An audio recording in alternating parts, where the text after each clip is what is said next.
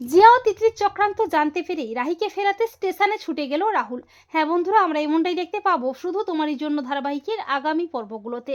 Rahi Harry ও অনিকে বাড়ি ফিরিয়ে আনে, সবাই মিলে রাহিকে ভুল বোঝে। কনক রাহিকে দায়ী করে নানাভাবে কথা শোনাতে থাকে, এমনকি রাজীব বাবু সবকিছুর জন্য রাহিকেই দায়ী করে। এরপর রাজীব বাবু প্রচন্ড ক্ষেপে গিয়ে হ্যারিকে মারধর শুরু করে। এরপর রাহির বাড়ির সবাই এলে কনক তাদের চরম অপমান করে, এমনকি কনক রাহিকে বলে বাড়ির থেকে চলে যেতে। এমনকি রাহুলও রাহিকে ভুল বোঝে, রাহিকে বলে তুমি বিশ্বাসঘাতকতা করেছো, তুমি মিথ্যেবাদী, তোমার মুখও আমি দেখতে চাই না।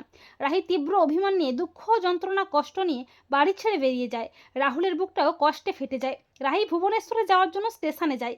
এরপর জিয়া ও তিতলি যখন গোপনে চক্রান্ত করছে তখন রাহুল সবটা শুনে ফেলে। রাহুল বলে তার মানে জিয়া ও তিতলি রাহিকে বাড়ির থেকে তাড়ানোর জন্য চক্রান্ত করে গ্রামের লোকজনদের টাকা দিয়ে অনিয় হ্যারির জোর করে বিয়ে দিয়েছে।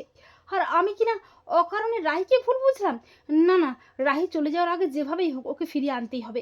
এই বলে রাহুল উন্মাদের মতো ছুটে যায় রাহিকে ফিরিয়ে আনতে। অপরদিকে রাহি মনে মনে ভাবে, আমি চলে যাচ্ছি রাহুল, তোমাকে মুক্তি দিয়ে চিরদিনের মতো চলে যাচ্ছি, তুমি ভালো থেকো রাহুল। এরপর যখনই রাহি ট্রেনে উঠতে যাবে করে তখন রাহুল এসে চিৎকার করে বলে রাহি। রাহুলকে দেখে চমকে ওঠে রাহি। রাহি বলে রাহুল কি হয়েছে, তোমাকে তো বিধ্বস্ত লাগছে কেন, সব কিছু ঠিক আছে তো?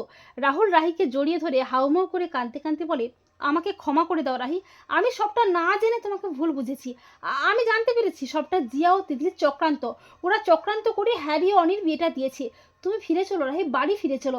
রাহি অভিমান করে বলে, কোন বাড়ি, কার বাড়ি? মেয়েদের কি সত্যিই নিজের কোনো বাড়ি আছে? তো বন্ধুরা, তোমরাও এটাই চাও তো যে রাহুল যেন অভিমানী রাহির অভিমান ভাঙিয়ে বাড়ি ফিরিয়ে আনে? কমেন্ট করে এক্ষুনি জানিয়ে দাও তোমাদের মতামতটি।